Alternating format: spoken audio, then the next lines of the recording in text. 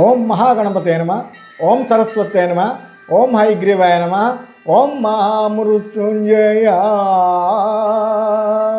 నమ. ప్రియమైన ఆత్మబంధువులారా, శ్రీమద్ రామాయణంలోని అద్భుతమైనది, పఠనయోగ్యమైనది, పారాయణ యోగ్యమైనటువంటి సుందరాకాండ 10వ భాగానికి మీ అందరికీ స్వాగతం, శుభస్వాగతం, సుస్వాగతం. రామ రామ రామ రామ రామ రామ శ్రీరామ రామ రామ రామ రామ. గత వారం మనం చెప్పుకున్నామండి, శింసుప వృక్షం పైన హనుమంతుల వారు ఒదిగి కూర్చుని సీతమ్మ వారిని చూస్తున్నారని. ఈ సమయం అప్పటికి దగ్గర తెల్లవారుజాము అయిపోయిందండి. బ్రహ్మ రాక్షసులు వేదమంత్రాన్ని వల్లవేస్తున్నారటండి. ఓ పక్కన మంగళకరమైన వాయిద్యాలు మురుగుతుంటే నిద్ర లేచాడంటండి రావణాసురుడు. నలిగిన బట్టలు, సగం జారిన పూలదండలతో నిద్ర లేచాడేంటండి. ఒక్కసారి నిద్ర లేచేటప్పటికి సీతమ్మ వారు గుర్తుకొచ్చారంటండి. కామం ప్రకోపించిందంటండి. వెంటనే ఆదరాబాదరగా ఆభరణాలన్నీ వేసుకుని కాస్త ముస్తాబయ్యి సీతమ్మ వారి దగ్గరికి వెళ్ళటం జరిగిందండి. ఆయనతో పాటు మంది మార్బలము, ఆయన భార్యలు, ఆయన ప్రియురాళ్ళు, వీళ్ళందరూ కూడా రావణాసురుడిని అనుసరించారండి.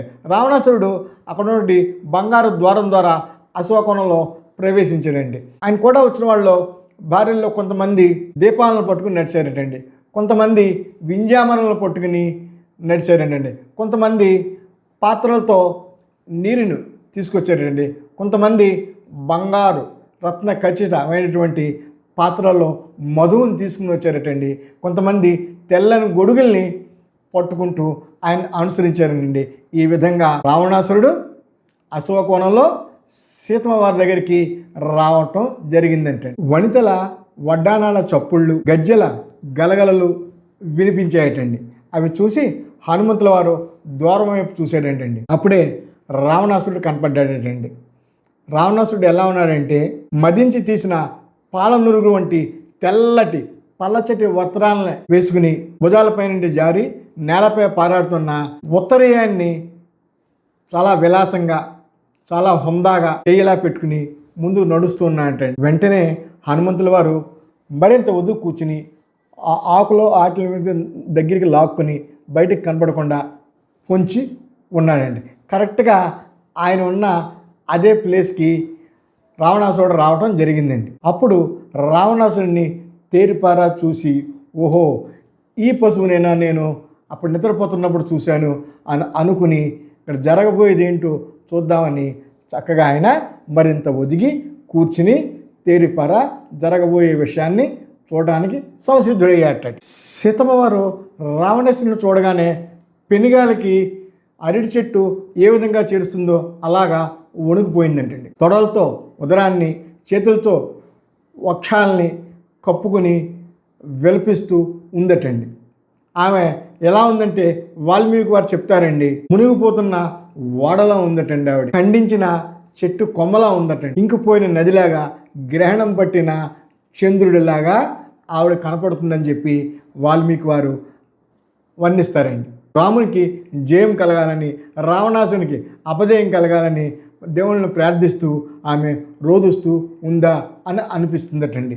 అలాగే ఏనాటికైనా రాముడు వచ్చి నిన్ను శిక్షించకపోతాడా, నిన్ను చంపకపోతాడా అని ఆవిడ ఏడుస్తూ భయపెడుతుందా అన్నట్టుగా కనపడుతుందటండి. సీతమ్మ వారి స్థితి ఇలా ఉంటే రావణాసురుడు తన చావు కోసమే సీతమ్మ వారిని తీసుకొచ్చాడా అన్నట్టుగా ఉందండి. శ్రీరామ్ జై రామ్ సీతారాం, శ్రీరామ్ జై రామ్ సీతారాం, సీతారాం సీతారాం సీతారాం, జానకి రామ్ జానకి రామ్ జానకి రామ్, శ్రీరామ్ జై రామ్ సీతారాం.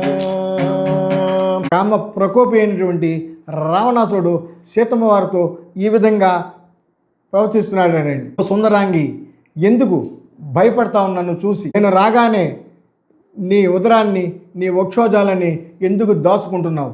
నేను నిన్ను ప్రేమిస్తున్నాను, నిన్ను కామిస్తున్నాను, నన్ను గౌరవించు, నేను ఇవన్నీ దోచేసుకుంటానని నువ్వు భయపడుతున్నావా? అలాంటిది ఏమీ జరగదు. స్వధర్మో రక్షసాం భీరు సర్వదైవన సంశయ.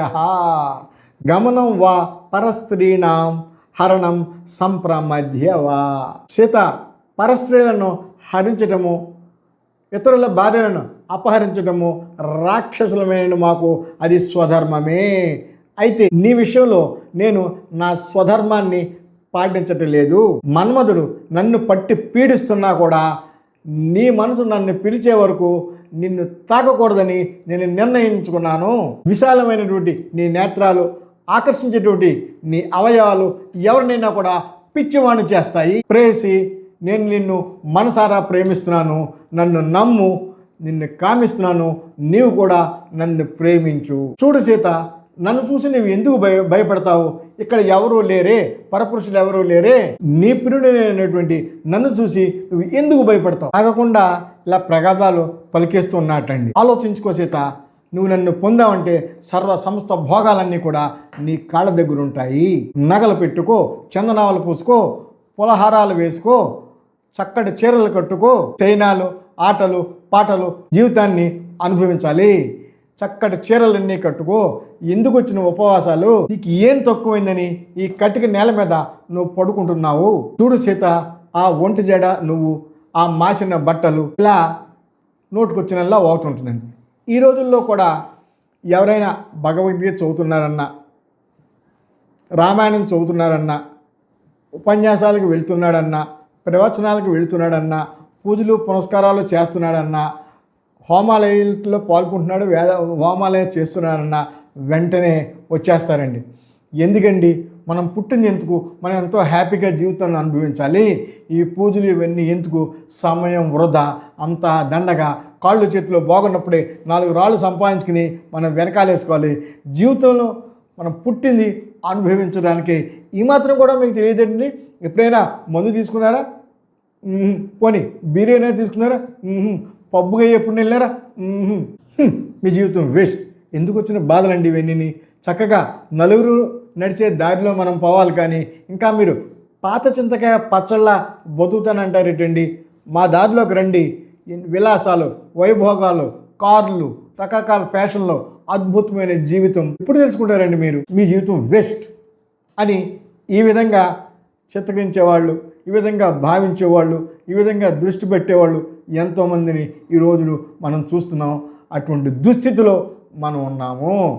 శాస్త్ర ప్రమాణాలని మనం ఎప్పుడు తృణీకరించకూడదు, వాటిని అవమానించకూడదు, చేసేవాళ్ళని ఆపకూడదు, నిరుత్సాహపరచకూడదు, వారిని గేలి చేయకూడదు, అంటే ఆట పట్టించరాదు. ఇవన్నీ కూడా పాపంతో సమానమే. మరి ఇటువంటి శుష్కవాదాలు చేసేటువంటి వారికి ఏ విధమైన సమాధానం చెప్పాలి అంటే, సీతమ్మ వారు రావణాసుడికి ఏమి సమాధానం చెప్పిందో మనకు అర్థమైతే మనం కూడా తదనుగుణంగా వాడికి సమాధానం చెప్పవచ్చండి. ఇక మన కథలోకి వస్తే, రావణాసురుడు ఇంకా ఎలా ప్రగల్భాలు పలుకుతున్నాటండి. సీత, నీలో ఉన్న పెద్ద తప్పేమిటో తెలుసా? నీ అందం నీకు తెలియకపోవటమే. నేను చెప్తున్నాను విను. బ్రహ్మదేవుడు ఎన్నో సౌందర్యాలను సృష్టించాడు, ఒకదానికంటే ఒకటి మిన్నగా సృష్టించాడు. అయితే నిన్ను సృష్టించిన తర్వాత ఆ పేరు కూడా పారేసుకున్నాడు. నిన్ను మించిన అందాన్ని ఎలా సృష్టించాలో తెలియక తికమక పడుతూ సృష్టిని ఆపేసి ఉంటాడని నేను అనుకుంటున్నాను. ఎందుకంటే నీకంటే అందమైన స్త్రీ ఇంతవరకు నేను చూడలేదు.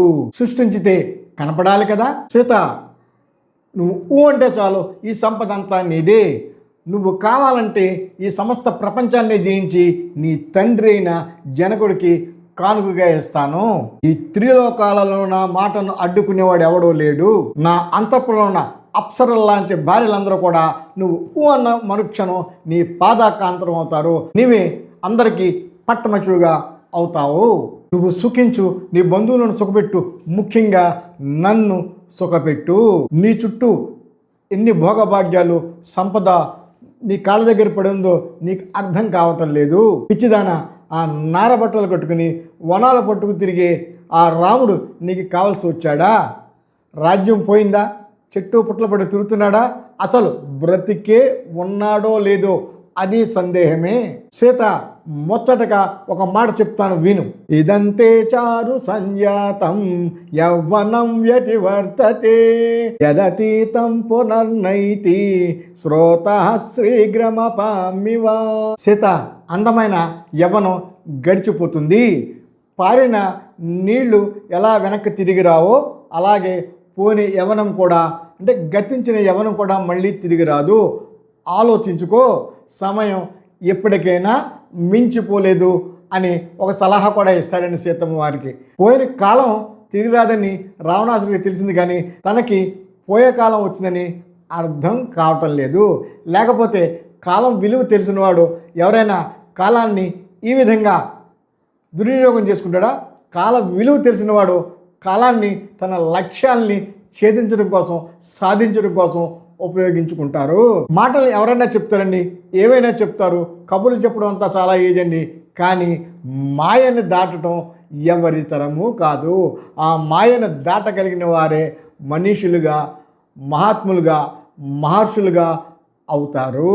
అలాగే మాయ మాటలతో బ్రతికేవారు తమ జీవితాల్లో మారణ హోమాన్ని సృష్టించుకుని వ్యర్థంగా గడుపుతారు. సీత, ఆఖరిగా నీకు ఒక విషయం స్పష్టంగా చెప్పదలుచుకున్నాను. తపస్సులో కానీ, బలంలో కానీ, పరాక్రమంలో కానీ, ధనంలో కానీ, తేజస్సులో కానీ, కీర్తిలో కానీ దేనిలోని రాముడు నాకు సమానుడు కాదు.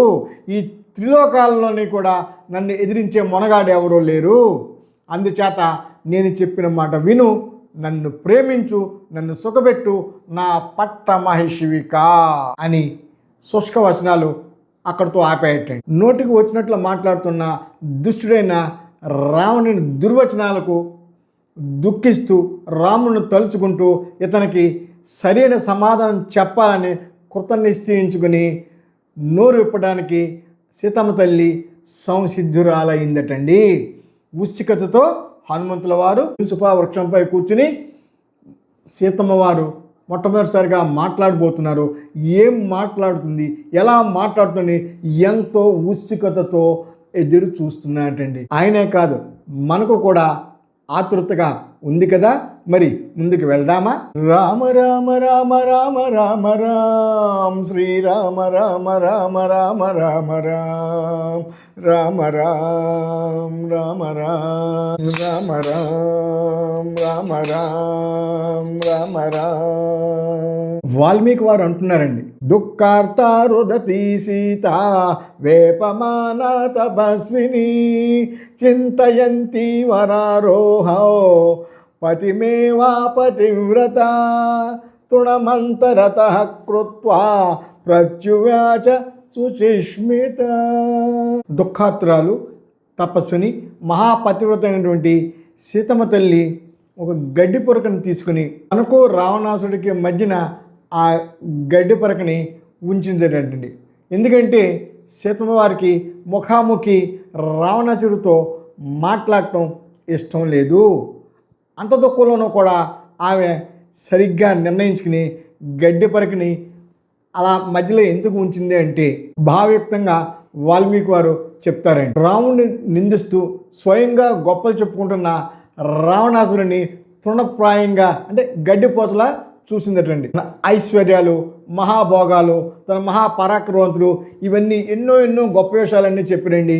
ఇవన్నీ కూడా తనకు గడ్డిపోచతో సమానము అని చెప్పడానికి ఆమె ఒక గడ్డిపోచను ఉంచిందా? రాముడే తనకు సర్వస్వం, రాముడి కోసం అవసరమైతే తన ప్రాణ త్యాగమైనా చేస్తాను, కానీ తను లొంగటం అనేది అసంభవం అని చెప్పడానికి గడ్డిపరచను మధ్యలో ఉంచిందా? ఒరి మూర్ఖుడా, అనవసరంగా వ్యర్థ ప్రాపులను నా ముందు పేలుతున్నావు. నా ముందు నించిన అర్హత ఈ గడ్డిపోచగానే ఉందేమో, కానీ నీకు ఏ విధమైన అర్హత లేదు అని చెబుతోందా? గడ్డి పరకని తగలబెట్టడానికి పెద్దగా ఏమీ శ్రమ పడాల్సిన అవసరం లేదండి.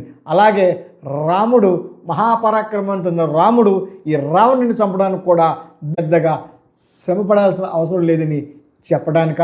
గతంలో రాముడు సంకల్పించి వదిలిన ఇటువంటి గడ్డి పరికి ఆకాశుడిని ముల్లోకాలు తిప్పేట్టు చేసింది, అది గుర్తు చేయటానిక? అయితే ఈ సందర్భంలో దుఃఖార్తులైనటువంటి సీతమ్మ ఒక చిరునవ్వు నవ్వింది. శుచిస్మిత అని వాల్మీకి వారు చెప్పడం జరిగింది. చిరునవ్వు అంటే ఇక్కడ మనం దీన్ని కరెక్ట్గా అమ్మవారిని సరిగ్గా అర్థం చేసుకోగలిగితే ఆమె హృదయాన్ని కూడా మనం దర్శించగలము. ఎవరైనా అసాధ్యమైన కార్యాలని మన ముందు మాట్లాడుతూ ఉంటే మనం కూడా ఏం చేద్దాం అంటాం కదా. అలాగే చిన్నపిల్లలు ఎవరైనా కూడా పెద్ద పెద్ద మాటలు మాట్లాడుతుంటే ఒక చిన్న చిరునవ్వు నవ్వుతామండి. అలాగే రావణాసురుడు మాట్లాడిన వ్యర్థ ప్రగల్భాలన్నింటినీ విని సుచిస్మిత ఒక చిన్న చిరునవ్వు నవ్విందంటండి ఆవిడ. దీనిలో ఎన్నో అర్థాలు ఉన్నాయి. ఆ చిరునవ్వులోని భావ సౌందర్యాన్ని మనం అర్థం చేసుకుంటే అమ్మవారి మనసు మనకు అర్థం అయినట్లే. ప్రియమైన ఆత్మబంధువులారా, సీతమ్మ మహాతల్లి ఏ విధంగా సమాధానం ఇచ్చింది, ఏమి మాట్లాడబోతుంది, ఏమి మాట్లాడింది, ఇవన్నీ కూడా మనం నెక్స్ట్ ఎపిసోడ్లో విందాం. ఎందుకంటే సమయం పాటించడం చాలా అవసరం. ఈరోజు ఈ ఎపిసోడ్ ఇక్కడితో ముగిస్తున్నాను. రామ రామ రామ రామ రామ రామ శ్రీరామ రామ రామ రామ రామ రామ రామ రామ రామ రామ రామ రామ. ఓం తత్సత్.